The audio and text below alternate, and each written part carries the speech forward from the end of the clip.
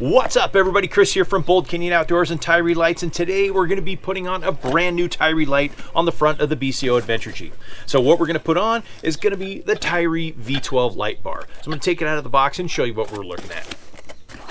So this one is their V12 light bar. It's going to go on the front of the Jeep, and it actually has replaceable lenses. So I'm going to be putting on the yellow lens to match the other lights on there because they're really good at penetrating fog and dust, and especially the dust out here at night in the desert. Fog up in the northwest. I mean, the yellow lenses are really good at getting through any sort of particulate like fog and dust. So I will be replacing this with the yellow lens, with the replaceable lenses that they have.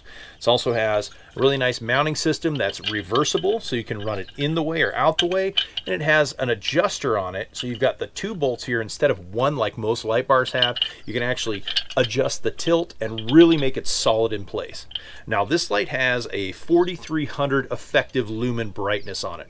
Now what they mean by effective lumens, I mean, you'll see all kinds of advertisements out there like, I've got a bajillion lumen light bar on it. Well, 4300 effective lumens is actually the truest way to determine the output of an LED light.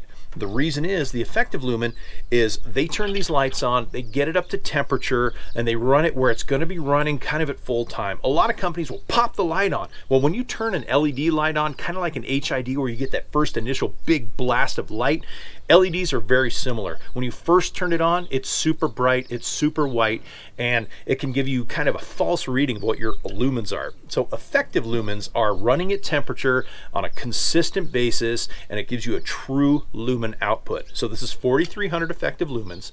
The lights come directly out of the LEDs. There's no reflectors or anything in here. And as you notice, it has a black backing behind the LEDs. This is available with both black and chrome for whatever taste you have for your vehicle. So let's go over to the Jeep and we'll take a look at where we're going to mount this.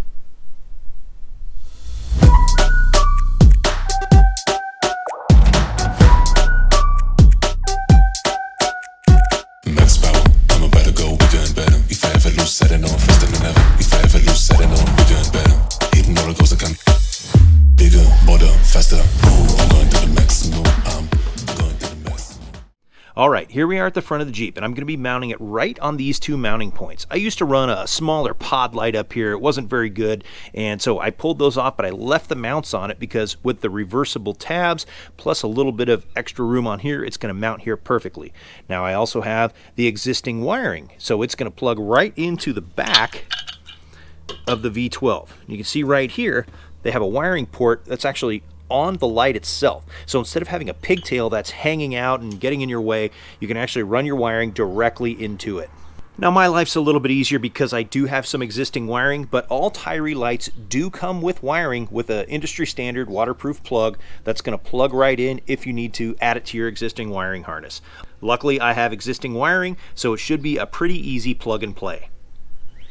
All right, now as you can see, the bolt holes don't quite line up. So what I'm going to do is I'm going to reverse this. I'm going to flip the tab inward. So I'm going to take out these two Allen bolts and turn it around and go inward. That way these bolts are going to line up.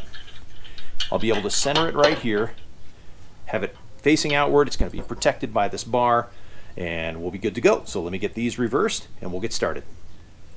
Pop off the supplied hardware, set it aside. Try not to drop anything.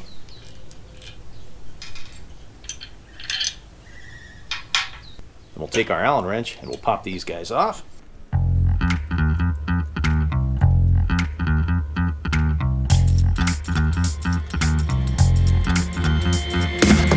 Now as you can see, these are going to be directional, so I can't just put it back on this way here. I mean, I suppose I could, but I'm actually going to flip this around to the other side so the adjuster point is going to be in the front. So let me go ahead and get the other side off.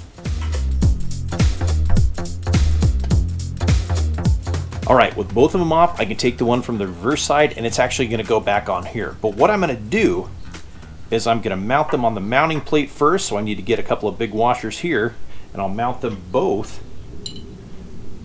like this, get them all where they need to be space-wise, and then I'll tighten them up on the light themselves. All right, I grabbed a couple of larger washers because these holes are pretty big, so I want to make sure that I've got washers that take up the space accordingly. So we're going to take this side's bolt and we'll drop it through the hole. And we'll take my washers that I collected for the bigger holes, put them on, then the washer and the nut that are supplied with the kit.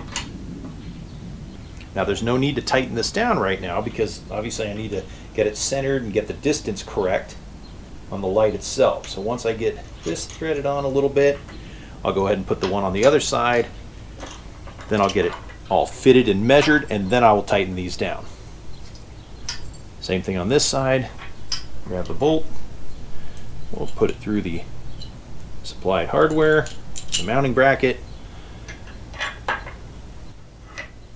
Gonna add these two larger washers because of the hole that it's going in.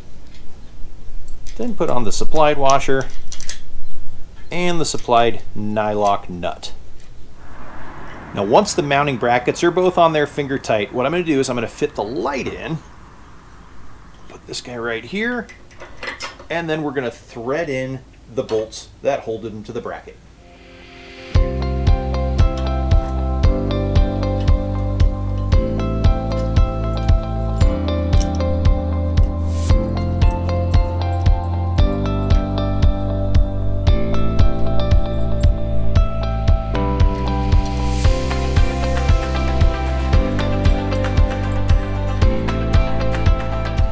Once those are threaded in finger tight, I can measure it from side to side and get it centered, and I'll tighten down these factory nylocks, and then we'll tighten down the ones on the sides.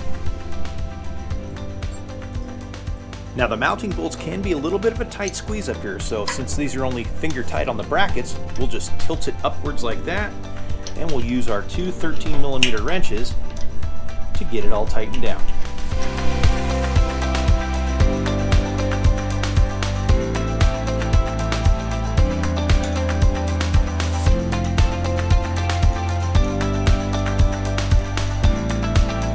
Once you've got them relatively snug, we'll go ahead and recenter this, make sure we're dialed in from left to right, and then we'll get it tightened down.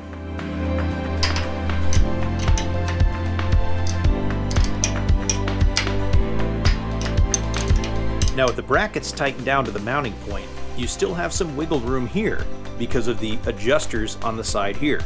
So what I'm going to do next is I'm going to plug this into the back of the light, then I'm going to get this adjusted for height, and then we're going to go ahead and test it out.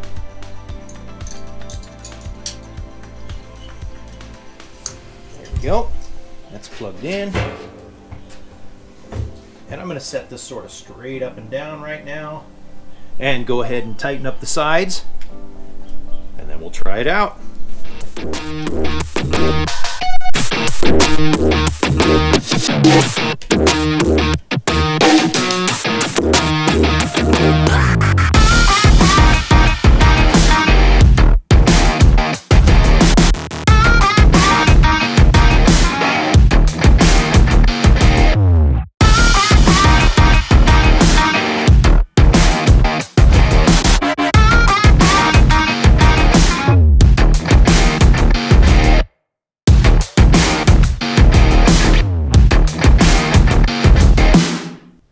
Alright guys, there you have it. That's the full install of the Tyree V12 4300 effective lumen light bar. Got it right here on the front of the BCO Adventure Jeep. We're going to test it out tonight, show you how bright this guy really is.